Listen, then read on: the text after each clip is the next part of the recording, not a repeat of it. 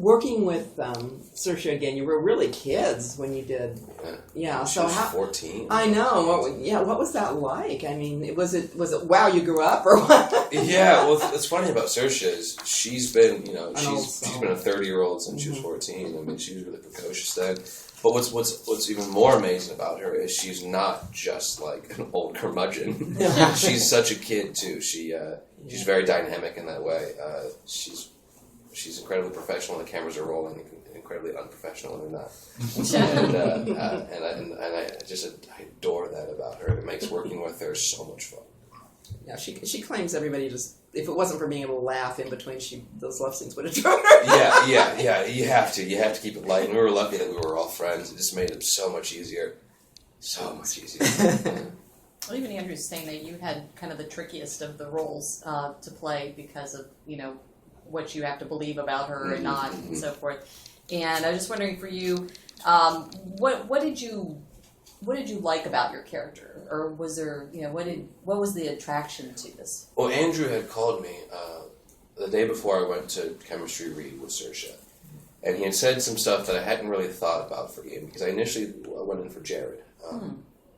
He said, "There's something to this interspecies love that I think is really interesting and I want to explore." And maybe creepy way, in a weird way. I understood what he meant. And I liked it, and I caught on to that really quickly. And then he also said, Ian is one of the more evolved characters in this cave. And, he comes around quickly, and he observes her in such a way that's really cerebral.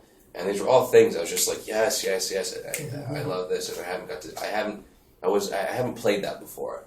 And I needed that. I needed something new. So I just ran with it from there, from those little seeds that he had planted. I really should have cultivated something. Were you given the book to read after, or did they say stay away from the book? No, they didn't give me the book. I had to go buy the book. Okay. I got my $14. But that was my choice, because usually I don't. I've done a few adaptations of novels into movies. This is the first time I decided to read the book. Maybe it's more of an experiment than anything, because I'd done it so many times where I just was like, because I know the adaptation of a book is going to, it's going to change a bit. So I'd always said, I'm going to let the script be my Bible, and that's the one I'm going to follow.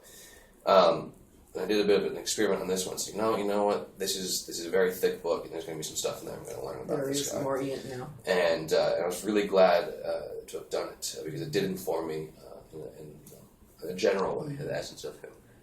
And then I think Andrew made him stronger in the movie, and that's the one thing I would have wanted myself. So when I read that, I was very happy. He took all those great parts of Ian that are sensitive and involved, and he just sort of made him own his bootstraps a little more. Yeah. And I think that makes for a more dynamic and sort of taut relationship between him and Jared. Mm-hmm. Well, had you hung out with Max? Did you guys just kind of hang out to get to know each other or anything before you shot? Or first day on set, it's like, hi. William Hurt luckily said, we are having 2 weeks of rehearsal. And that changed everything. I've never had that on a movie, and I will always fight for it if I can from here on out, because I don't think I could stand by this movie as much as I do without that rehearsal, because the things that were discovered that weren't just lying on the surface in that room, the relationships that were developed. I mean, we broke down with everyone was there. Diane was there, and she just being the only soul, in that room with us. I mean, we were able to sit there and back and forth how she thought about us and we thought about her, what that meant, and it made this movie something that was more than just one of those YA films that feels thrown together. For sure. And Andrew Nicholas integral to that too, because his attention to detail is mind blowing. Were something that made you hesitant to take this role? I mean, you saw the Twilight effect and what happened to those actors and the tension and all that stuff. Did you think about that when you took the role? To be honest, from the very beginning, I kind of said this isn't going to be Twilight, because only Twilight is Twilight. It was a phenomenon. The stars had aligned in such a way that they'd never done before, and that's its own thing, and that's great for it. What's lucky about that is that allows us to make the host. Without that, no one would have let Stephanie and this whole group make the host. So in that way, I'm so thankful for it. As for our experience with it, I mean, we were lucky we got to make a movie. We just got to focus on a movie, and now we're just focusing on convincing people that it might not be what they think. It might be a little bit more than they think when they look at the poster and they go, I know what this is. Because I thought that until I saw the screening and went, oh, it's a sci-fi film. This is really neat. Yeah. Definitely. So, what are some of your favorite sci-fi films? What did you grow up watching? Close Encounters of the Third Kind was a big one because I think I guess I don't really get involved in sci-fi films where it's just blowing up the White House, shooting lasers and aliens. I mean, I loved Independence Day. Don't get me wrong; like that was a great movie when I was a kid. I loved it. But I think there was something always I couldn't put my finger on what Close Encounters did for me. I just knew that anytime it was on, I always watched it. And then through this, I realized what it was. It's this really dramatic human tale that is just sort of elevated by this grand alien invasion sort of thing. And this isn't unlike that. You know, it's this really human tale with this grand sort of invasion. Not only that, is we actually get to see it from the alien's perspective. That's unusual. Yeah. We're getting to see why the aliens have come and said, you need us. We've done a good thing. And it makes you go, maybe they did. That would be a good thing. And that's, and that's the thing. You can leave with that. If you choose to leave with that, you can sort of leave with questions. If you want escapism, you can come watch this movie and leave with that as well. So, it hasn't pigeonholed itself and it hasn't resorted to the old tricks. Which another thing too is it blew me away. It was the slow burn, in the fashion of that era of science fiction, of 2001: Space Odyssey, of Close Encounters, of Blade Runner. These movies that trusted people's attention spans. That said, we don't need a bunch of things going on for people to get involved. If we develop really great characters, people will be involved, and they will be so much more involved. And I think Andrew Niccol, I think Nick Wex, our producer, Open Road, are some of the most brave people right now in young adult to allow that and roll the dice. And because of that, I stick by them 100%. And for those other idiots, you got the chrome cars, and that's And they're exactly. I mean, we're not completely, we're boring. We got some cool shit. Did you get to drive them? I didn't know, which is probably for the best. Yeah.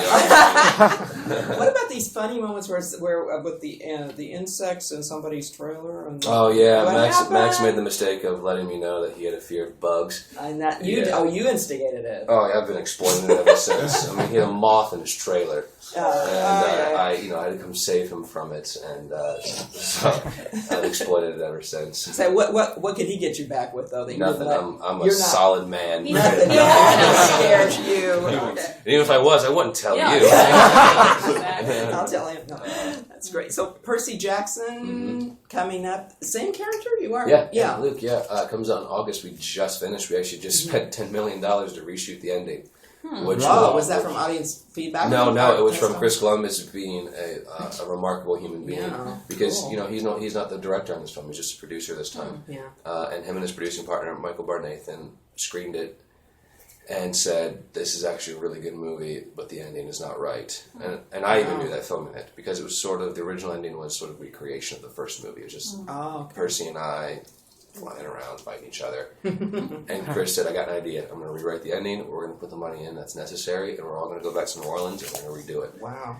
Which was grueling, but my God, does it pay off from what I've seen. It's so much better. Cool. So much better, and it's so new, and it's exactly what the movie needed. I'm going to steal one of Lynn's questions from an earlier interview, but it kind of applies for this. How long do you think you'd last out in the wilderness on your own? Like the desert. The desert, any place where you desert, probably not very long. If I had William Hurt, I could survive. That's what. What is it about him? Why is he's Jeb. Well, he is Jeb. I mean, the man, he does live like middle of nowhere, I think Oregon or Washington, far from civilization. His gasoline has to be trucked out to him. That's how far he is away from civilization. Wow. I mean, I don't know if, I'm sure, have you ever met with Max yet? Yes. Yeah. Did he tell you the story about him going hiking? No. He went hiking one day in New Mexico, and William was like, if you get hurt, call me. And Max goes, okay, I will. And he goes, Max, if you get hurt, call me. I will find you. Max says, he's like, I felt like Liam Neeson in Taken, and in that moment, I knew I was hurt. And right before I was about to cut off my arm, William would be like, stop, I'm here. Yeah. And he would save him. I mean, he really is. He really is Jeb. He's a patriarch. He's He's like this father figure. He's this Yeah. leader. He's incredibly intelligent. He's one of the most intelligent people I've ever met. Yeah. He'll say something and he'll be like, "That's bullshit," and then he will look it up and be like, "Holy shit, he was right." Okay, but would you, if you're out there, would you remember to bring a bottle of water or I mean, anything? that's only gonna last for so long. Someone's gonna have to save me eventually. Okay. Help save me. Do you ever think about the future of your character? What you would like to see him? I keep telling Stephanie, I'm like, would you just let me shoot a gun or drive a cool car? Just once. I don't have to, this doesn't be the whole movie, just once, you know? You can go on a raid Exactly, and get a car. Yeah. But I haven't really thought about where Ian should go. I think it'd be kind of cool if he was maybe captured and inserted, Oh. which would be kind of fun to play. You know?